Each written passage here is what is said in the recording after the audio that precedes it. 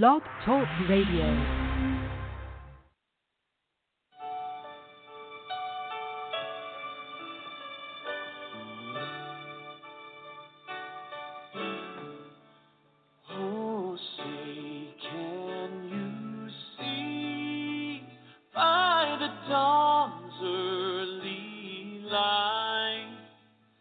So proudly we hailed at the twilight's last gleaming, whose broad stripes and bright stars through the perilous fight o'er the ramparts we watched were so gallantly streaming.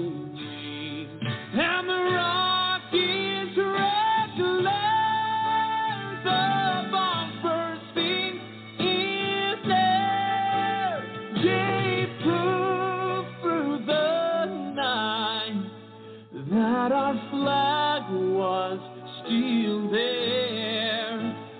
Oh, say does that star-spangled banner yet wave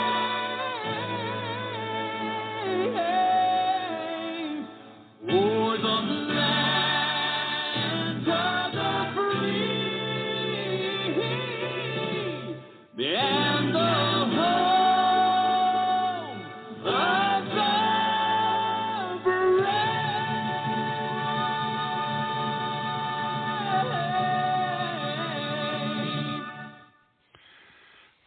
Welcome to the Medlock Post Radio Show. This is your host, Richard G. Medlock, and this is where we educate, entertain, enlighten, and empower. Today is Friday, March 24th, 2023, and today's episode is Constitutional Checks and Balances.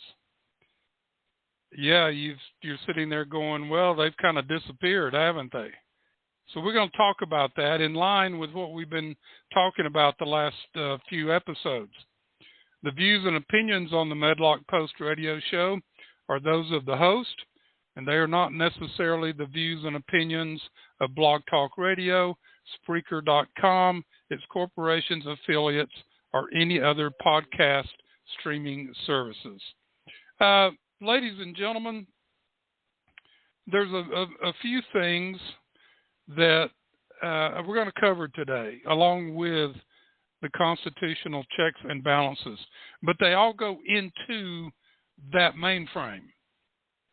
Now, yesterday, we talked about the title was Turn to the Constitution. This is where we should be looking to overcome the challenges that we're facing today. It's the rule of law. And we're laying out the groundwork why we should be going there. And yesterday, after the show, an article came out from Newsweek talking about the same thing. So we're going to talk about that article a little bit. But we have a lot to cover, so let's get going here. P.J. O'Rourke, an American satirist who passed away last year, sadly, he says, quote, "It's not an endless expanding list of rights. The right to educate, the right to health care, the right to food and housing. That's not freedom, that's dependency. Those aren't rights, those are the rations of slavery, hay and a barn for human cattle." Unquote. He hits the nail on the head, folks. The more rights they keep giving you, the more indoctrinated you buy into it, and you think that everything out there is your right. And that's not true. Now, the first section today, I had a article from Katie Pavich pertaining to schools and how the federal government is trying to control the schools. And then this came in late last night from a listener. And Dave, thank you very much. And it goes right into this. And it is this. Parental rights end when you send your kids to public school. New Mexico attorney in training session to teachers. New Mexico officials claim parents of public school children have no parental rights. Now, I'm going to ask you, who does that sound like? Now, hang on to that question, and you probably already know the answer. In a shocking undercover video released Tuesday, New Mexicans learned why attempts to get education officials to listen to concerns about critical race theory, transgender indoctrination, masking children, and school lockdowns have been such an uphill battle. New Mexico state officials have trained teachers and school boards that parents have no rights when it comes to their kids. Parental rights end when you decide to send your kids to public school, claimed attorney Andrew Sanchez, who conducted a recent training session for New Mexico teachers and school board members in Bernalillo County. In his shocking diatribe, Sanchez also attacked, get this, religious freedom and the founding fathers and mocked parents. He claimed that the radical ideology taught in schools is, quote, simply civic and patriotic values common to all Americans of equity, justice, and equal treatments. Where have we heard those words before? Right out of the communist mantra, this New World Order mantra. Continuing with his quote, you're supposed to be making Americans who at some point later on can decide what political affiliation they want, unquote. Sanchez then went on to imply that the ultimate reason schools must replace values children might be learning at home is they want them to vote appropriately when comes time.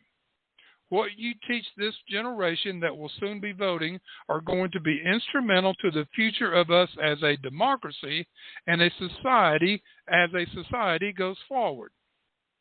It's no wonder that New Mexico public education is ranked dead last in the nation. Remember, they keep using the word democracy. And we know when they use the word democracy, they're talking socialism. We are a republic, a constitutional republic.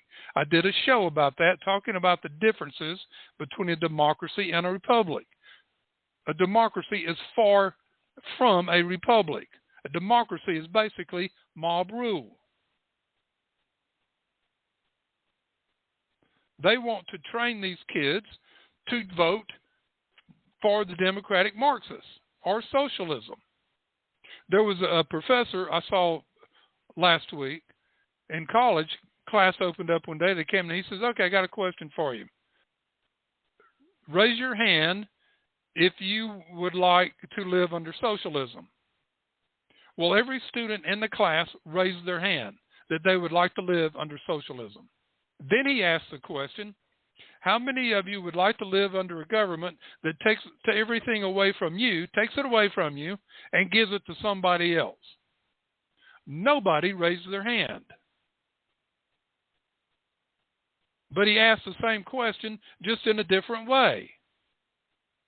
They do not know what socialism is. Now let's go back to the naked communist and the 45 communist goals to take over America. And I'm going to give you 3, talking about the schools here. You've heard me talk about these before. 1958, Naked Communists. Get the book on Amazon and read it. And you'll see why we're in the mess we're in today. Number 17, goal 17, get control of the schools, use them as transmission belts for socialism and current communist propaganda. Soften the curriculum, get control of teachers' associations, and put the party line in textbooks. They've done that. Goal number 40, discredit the family as an institution, encourage promiscuity and easy divorce. Well, let's take a look at this.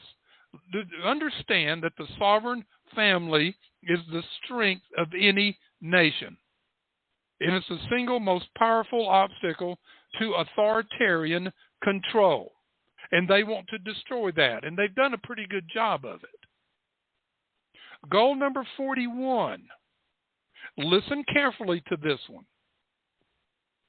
Emphasize the need to raise children away from the negative influence of parents. Attribute prejudices, mental blocks, and retarding of children to suppressive influence of parents. Let me go back and read what he said. Where is it? He said, I thought I could go right to it. Sanchez then went on to imply that the ultimate reason schools must replace values children might be learning at home is they don't want them to vote, that they want them to vote appropriately. So he's saying the same thing here.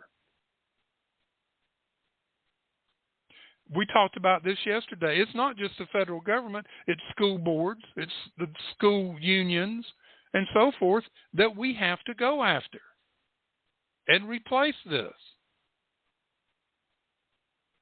Here's a report from Katie Pavlich, one of the great journalists, true journalists out there. I love her work. She goes after it. She asks the right questions, and she doesn't mess around. New report shows extensive Biden administration collusion to classify parents as terrorists. Remember when parents started standing up to school boards when they found out during the pandemic what they were teaching? You know, they're sitting at home and parents are watching their lessons on the laptop or the computer, and they're going, whoa, time out here. And they went to school board meetings and went after the school board and wanted a change. The Biden administration put them on domestic terrorist list. These parents that were speaking up. So in a new report published by the Select Committee on the Weaponization of the Federal Government and House Judiciary Committee, shows extensive collusion between the Biden administration and the National School Board Association, which is nothing but a communist association. The partnership came as the group drafted a letter calling on the Department of Justice to classify parents as domestic terrorists. So, okay, a communist organization goes to the government, a democratic Marxist government, and says classify these patriotic Americans, parents who care for their kids and what they learn, as domestic terrorists. And guess what? They did. The letter also asked Attorney General Merrick Garland to use the Patriot Act, which should be done away with, implemented after 9/11, to go after parents expressing criticism over school lockdowns, critical race theory, and inappropriate sexual content in the classroom. So if you go after patriotism, if you go stand up for the Constitution, if you go stand up for virtue and truth, you get put on a domestic terrorist list. Internal executive branch documents. That means from the president, the executive branch is the president. Internal executive branch documents indicate that the Biden administration's use of federal law enforcement and counterterrorism resources is an example of government weaponization against American parents. If the Justice Department performed any due diligence prior to the issuance of the Attorney General's memorandum, it would have understood clearly and forcefully that federal intervention was unwarranted.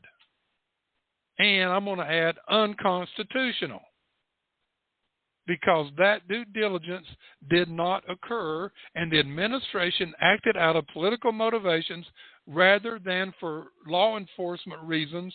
Parents around the country had FBI assessments opened into them. Again, patriotic Americans parents who loved their children,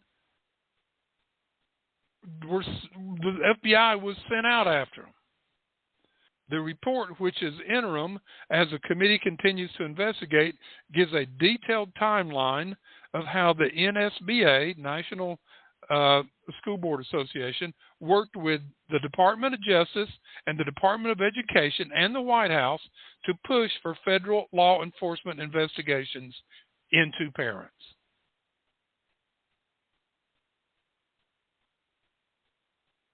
And you wonder why there's pushback here.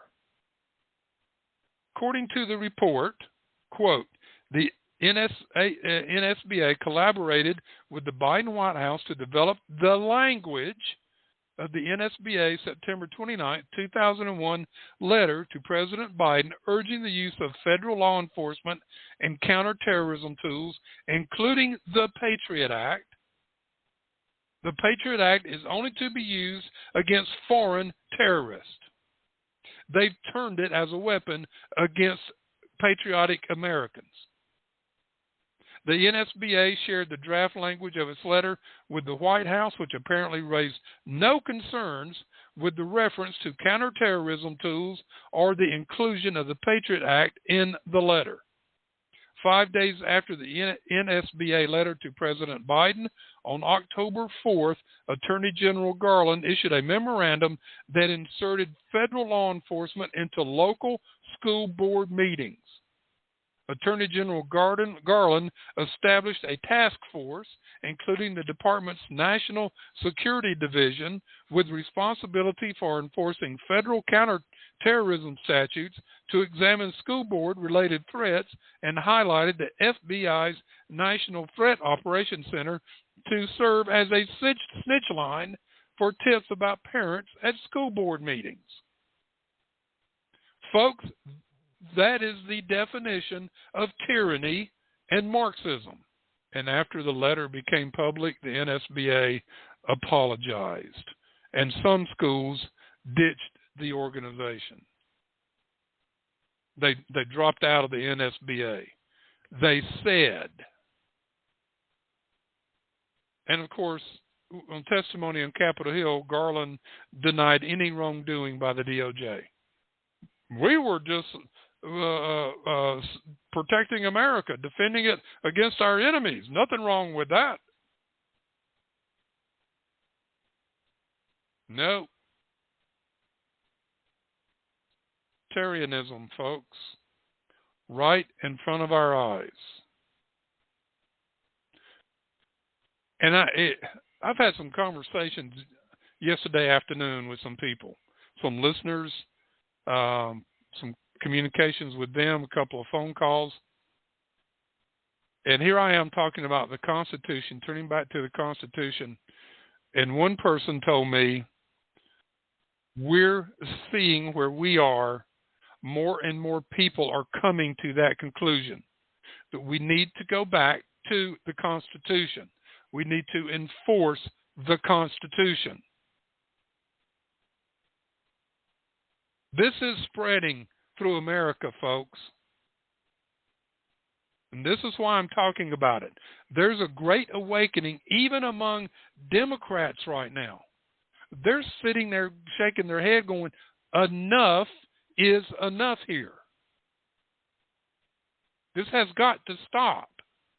I think this thing going after Donald Trump is breaking a lot of camel's backs for Democrats. They know it's a bunch of baloney. And there's more on that. The grand jury hasn't met. I don't think they're meeting today. I haven't seen any news on it this morning. The last 2 days they haven't met. All of a sudden, they're not meeting.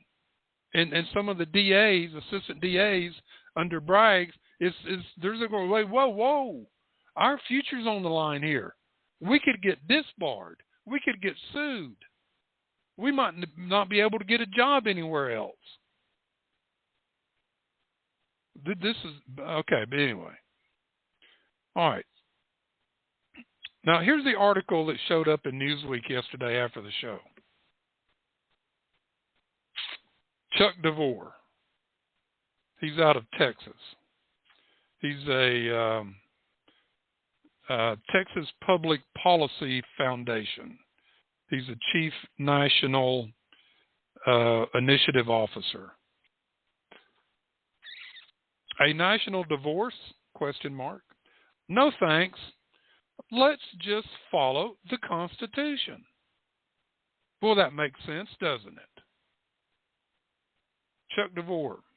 When we follow it, our Constitution is well suited to achieve its preamble's enumerated ends, namely to form a more perfect union, establish justice, ensure domestic tranquility, provide for the common defense, promote the general welfare, and secure the blessings of liberty to ourselves and our posterity. That's the preamble. That more people question the Constitution's viability today isn't due to its questionable relevance or effectiveness. Rather, it is that we've strayed too far from its timeless operating principles. Congress has delegated far too much of its power to unelected bureaucrats, which we have talked about over and over. Remember, I said yesterday, the Constitution will not go obsolete. And as such, it is not, let me get my right quote here. Let me get yesterday's script and read it. It was designed to control something which has not changed and will not change, namely human nature. And that's what Chuck DeVore is talking about here. We've had this overreach. These regulators and officials invested with the power to create law, enforce law, and adjudicate law, then intrude into powers intended to be reserved to the states respectively or to the people. So the EPA, the FDA, the FCC, all these organizations, Department of Education, all of them have been given these powers which are unconstitutional. The Supreme Court has ruled on that, and they're going out there turning everything upside down and running totalitarianism all over America. And Congress sits there and says, we didn't do that. Don't look at us. Oh, yeah, you did. To Chuck. Thus, in turn, builds resentment, fueling talk of a so-called national divorce as the Sella corridor sensibilities turn into regulation that binds states and citizens in far-flung reaches of the Republic. Now, I need to make a major correction here from yesterday. I was talking about Article 5, and I mistakenly called it a constitutional convention. Wrong, wrong, wrong. I slapped myself in the face when I heard me say that, when I was listening to parts of the show afterwards. It is a convention of states to address things that can be amended to the Constitution to help the government and the country do better. My big mistake yesterday. Just a mental slip there. Sorry, folks. But for all the talk of a national divorce among some opinion leaders, its execution would be fraught with danger. I agree. In the Federalist No. 4, John Jay warned of a national divorce should the Constitution be ratified, predicting that America might split into 3 or 4 independent and probably discordant republics or confederacies, one including to Britain, another to France, and a third to Spain, and perhaps played off each other by the other 3. And again in the Federalist No. 5, hence it might and probably would happen that the foreign nation with whom the Southern Confederacy might be at war would be the one with whom the Northern Confederacy would be the most desirous of preserving peace and friendship. From Federalists 4 and 5 by John Jay. despite the exhortations of J. Alexander Hamilton and James Madison, ratification of the Constitution was a closely contested endeavor from the fall of 1787 through the spring of the following year. Had it failed, America might have seen an early divorce, one that might be seen as a reversal of everything the colonies had fought for over 8 years in the war for independence against Britain. Our Constitution is the cure for what ails us. Our Constitution is the cure for much of what ails us as a republic, with most of the ailing caused by our not adhering to its dictates. Thank you, Chuck DeVore. That article, full article, he goes on, he wrote a book. It's about if the Constitution didn't get ratified. And it's a fictional book. I might have to get it and read it. It could be pretty interesting. But he's supporting what we were saying yesterday. Let's follow the Constitution. Turn to the Constitution. Thomas Jefferson, quote, "There is no justification for taking away individuals' freedom in the guise of public safety," unquote. Our founders had struggled with being oppressed with a tyrannical government. Through sacrifice and blood and treasure, they gifted us a republic with a constitution as a map to continued liberty. Freedom was their aim and the legacy they left us. Be involved. Do not let our General Assembly continue to deny the rights recognized and fought for by our forebears. Yes. Yeah, we're on fire. Yeah, I've got most of my fire back. I can breathe better. I need to take a drink of water right now, though. So let's talk, about the 17th principle of the Constitution. A system of checks and balances should be adopted to prevent the abuse of power. Now, this goes back all the way to Cicero. He was a good friend of Julius Caesar, and he proposed, instead of one group having all the power, to break it up into 3 branches: the executive, the judicial, and the legislative. Well, they did adopt in Rome the executive and the legislative, and they didn't want the judiciary out there. Now, later on, Montesquieu brought it back up, got it established in England, gone forth from there. And we basically kind of perfected it in the Constitution.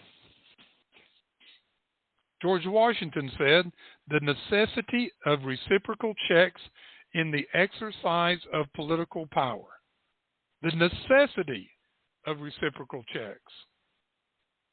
It must have been astonishing to John Adams to discover that after he had sold the people to the separation of powers doctrine, some of them wanted the separation to be so complete that it would have made the system unworkable. These people who took this puritanical view opposed to the adoption of the Constitution on the grounds that it did not make the separation of power between the 3 departments complete and absolute. They missed a most important factor in Montesquieu's presentation. He said each of the departments was to be separated in its functions, but subject to the checks of the other 2 departments in case it became abusive in performing those functions. Now, we're going to hear some more from the Federalist Papers. James Madison explains checks and balances. It is interesting that James Madison had to spend 5 Federalist Papers, number 47 to 51, explaining that the separation of powers between the executive, legislative, and judicial departments should not be absolute, but should make allowances for a built-in system of checks and balances. He said the trick was to separate the powers and then delicately lace them back together again as a balanced unit. You see this? It's like trying to balance a scale. You got to have weights on both sides. Madison conceded, however, that keeping the three departments of government separated was fundamental to the preservation of liberty. He wrote, quote, "The accumulation of all powers, legislative, executive, and judiciary, in the same hands, whether of one, a few, or many, and whether hereditary, self-appointed, or elective, may justly be pronounced the very definition of tyranny," unquote. Let me read that again. The accumulation of all powers, legislative, executive, and judicial, in the same hands, whether of one, a few, or many, and whether hereditary, self-appointed, or elected, may justly be pronounced the very definition of tyranny. Now, folks, what I just read twice defines what they're doing in Washington, D.C. by the Democratic Marxists.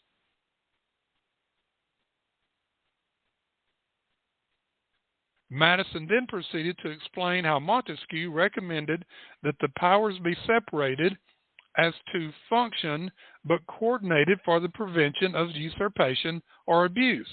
Note his opening tribute to Montesquieu. Quote, "The oracle who is always consulted and cited on this subject is the celebrated Montesquieu.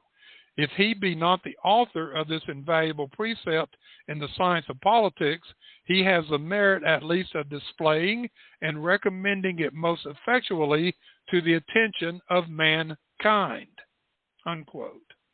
Well, again, it came down from Cicero. And many people tried it, they just couldn't get it pushed through. In Federalist Papers number 47, Madison indicated that even those states which demanded an absolute separation of powers in the federal Constitution employed a blending of power in their own state constitutions. He pointed out that just as those safeguards were necessary for the states, they were equally important to include in the federal Constitution. You see this? They didn't want the federal government to overpower the states. He said, quote, "I shall undertake to show that unless these departments be so far connected and blended as to give each a constitutional control over the others, the degree of separation which the maxim of Montesquieu requires as essential to free government can never in practice be duly maintained." So what we're seeing here is our founding fathers said, keep the balance. Keep yourselves at arm's distance, but communicate. And if one branch gets out of control, the other two are to rein them in. What we're seeing is one branch has gone out of control and the others are following suit because they like the power. Now, thankfully, the judicial branch is kind of hanging tough in there. Blending does not mean usurping. Notice that the purpose of checks and balances is a constitutional control in the hands of each department of government to prevent any usurpation of power by another department or abusive administration of the power granted to it. This blending does not, therefore, intrude into the legitimate functions of each of the departments. As Madison explained it, quote, "It is agreed on all sides that the powers properly belonging to one of the departments ought not to be directly and completely administered by either of the other departments. It is equally evident that none of them ought to possess, directly or indirectly, excuse me, an overruling influence over the others and the administration of their respective powers. It will not be denied that power is of an encroaching nature and that it ought to be effectively restrained from passing the limits assigned to it. The next and most difficult task is to provide some practical security for each against the invasion of the others." Unquote. Again, James Madison hit the nail on the head with what we're seeing now with government agencies.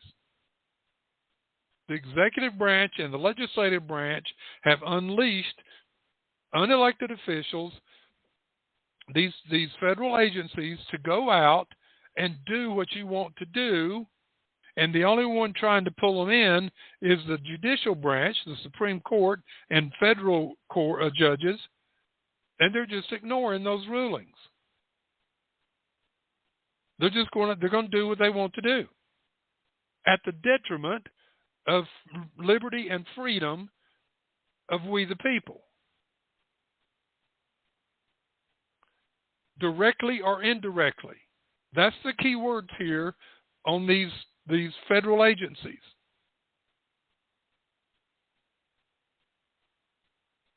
So Obama goes out there, not Obama, but Biden writes an executive order to a federal agency, which is under the legislative purview, and gives them an order. Go do this, and they go do it. Obama did the same thing. Clinton did the same thing. George Bush did the same thing. Just how difficult this task turned out to be is demonstrated in a number of problems which have arisen in our own day. The failure to use the checks and balances effectively has allowed the judiciary to create new laws called judicial legislation or judicial radicalism by pretending to be merely interpreting old ones. Yes, we have seen judiciary create new laws. Again, go back to Mark Levin's book, Men in Black, written in 2005, and he outlines rulings by the Supreme Court that did this very thing. Failure to use the checks and balances has also allowed the president to make thousands of new laws instead of Congress by issuing executive orders. And ladies and gentlemen, I keep telling you, executive orders are not worth the paper they're written on. But we've been trained to think that the president can just do what he wants to do and nobody has to approve it. And that's a lie. Executive orders have no power. It has allowed the federal government to invade the reserved rights of the states on a massive scale. It has allowed the legislation to impose taxes on the people never contemplated by the founders or the Constitution.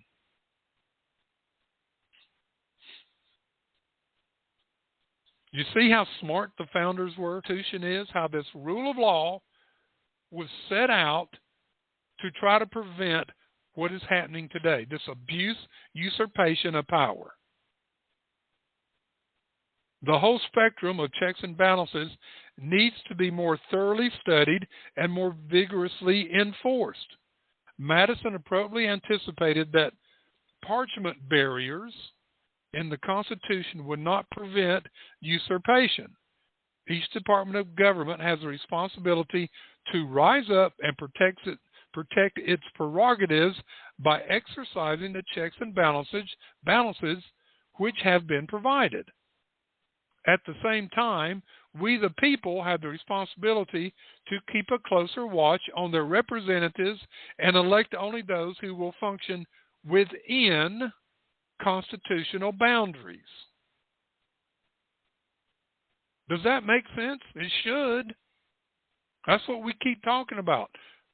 We're here to educate, enlighten, and empower. Knowledge is power here, folks. Understanding the Constitution is power. Another part of this, checks were designed to protect the will of the people. We the people. All of these aberrations in the administration of government have done violence to the intent and desires of the people. The founders felt that if the checks and balances as originally provided were to prove inadequate, the remedy should be in a device by which the people might more directly influence the power centers of government so that decisions would be more in harmony with their wishes. James Madison said it this way, quote, "As the people are the only legitimate fountain of power." Let me say that again. As the people are the only legitimate fountain of power. Not the government, not a legislature, not a judge. The people are the legitimate fountain of power, and it is from them that the constitutional charter under which the power of the several branches of government is derived. It seems strictly consonant to the Republican theory to recur to the same original authority whenever any one of the departments may commit encroachments on the chartered authorities of the others. So again, we're being told by more and more of our founding fathers and others that we the people can have the power to make the changes.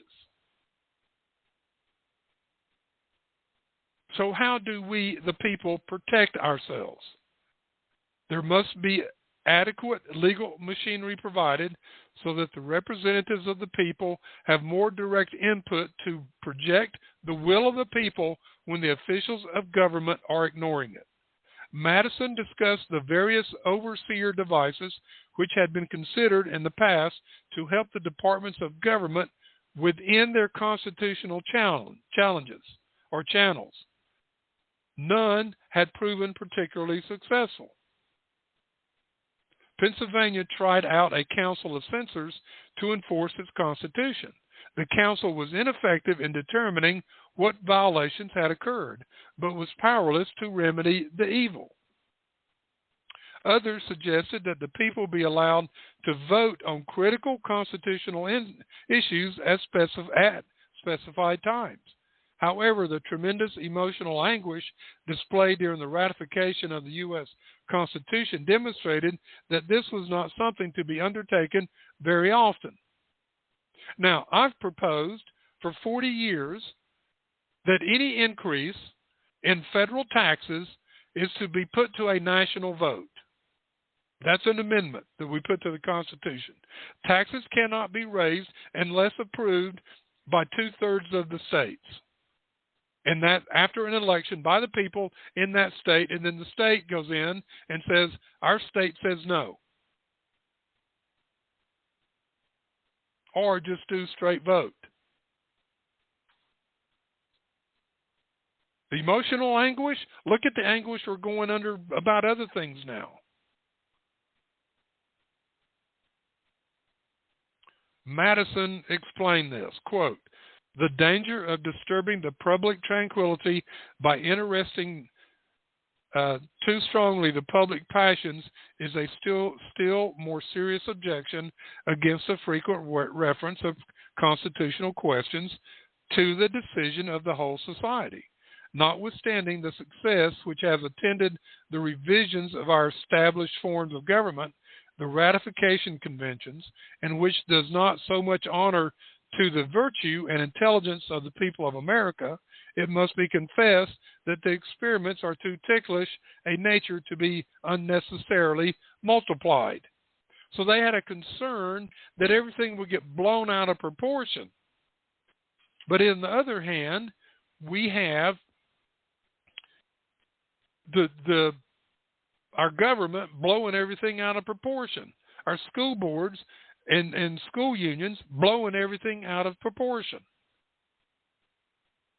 It has gone on too far. The Democratic Marxists and the Communists have taken advantage of what Madison was saying. Well, let's walk on thin ice here. Well, that ice is broken, folks. In the end, Madison contended, there is no better device to curb the departments of government than the internal machinery of checks and balances provided in the Constitution as written. He said, quote, the only answer that can be given is that as all these exterior provisions are found to be inadequate, the defect must be supplied by so contriving the interior structure of the government as that its several constituent parts may, by their mutual relations, be the means of keeping each other in their proper places. Unquote. It needs to come, the virtue needs to come from inside.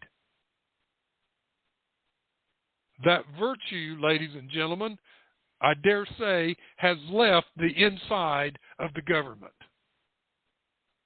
I know that's a strong statement, but I will stand by that. They're pushing promiscuity. They're pushing phony race stuff. They're pushing transgenderism. They're doing the things that the communists set out in the 40s and 50s to accomplish to destroy America. And they fell into that trap. And you cannot have virtue if you're promoting those things. What the founders finally devised is recognized as an ingenious device when properly implemented. The fact that it has sometimes fallen into neglect in recent times does not detract from the fact that it is still the most effective way to maintain the American eagle in the balanced center of the political spectrum. The Constitution made the departments separate as to their assigned function, but made them dependent upon one another to be fully operative. As we depicted in an earlier section of this book, the symbolic American eagle has 3 heads, but they operate from one neck. As a former Undersecretary of State, J. Reuben Clark Jr. explained it, quote, the framers separated the 3 functions of government and set each of them up as a separate branch, the legislative, the executive, and the judicial. Each was wholly independent of the other. No one of them might encroach upon the other. No one of them might delegate its power to another. Yet by the Constitution, the different branches were bound together, unified into an efficient operating whole. These branches stood together, supported one another, while severally independent. They were at the same time mutually dependent. It is this union of independence and dependence of these branches, legislative, executive, and judicial, and of the governmental functions possessed by each of them, that constitutes the marvelous genius of this unrivaled document. The framers had no direct guide in this work, no historical government precedent upon which to rely. As I see it, it was here that the divine inspiration came. It was truly a miracle. Unquote. So what has happened here is that those within the branches are the ones that have gotten off course. Not we the people, but those within the government. They kept inch by inch by inch stepping outside the bounds of the Constitution, outside the bounds of their branch and their operations, and outside the rule of law.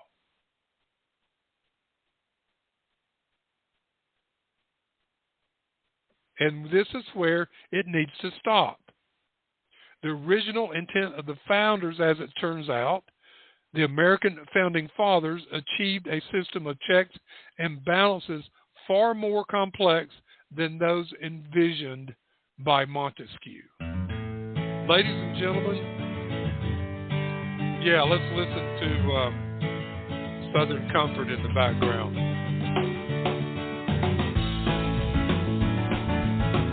The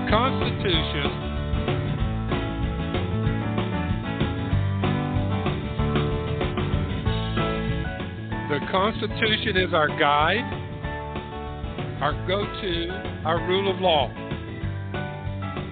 It is being trampled on by those that swore an oath to uphold it. It is up to us, we the people, to take that power, and put it, make them get it back to work. As James Madison said, the people are the only legitimate fountain of power. Let's take that power back and get government under control. We can do it. It'd be hard. That's where Convention 5, Convention of States, will make great headway. And that's why, to what I talked about today, this hesitancy. Oh, we don't want to ruffle the feathers. People don't want to commit to it. But the Convention of States is what we need to commit to. Article 5, follow the Constitution. Turn to the Constitution. And that, folks, is the Medlock Post radio show for today. May God bless America.